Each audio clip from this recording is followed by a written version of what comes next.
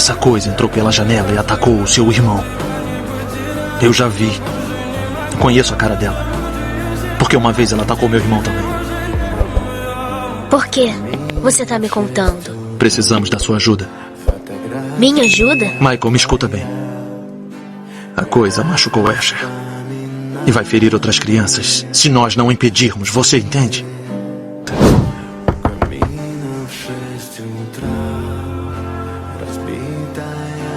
Disse que é um irmão mais velho?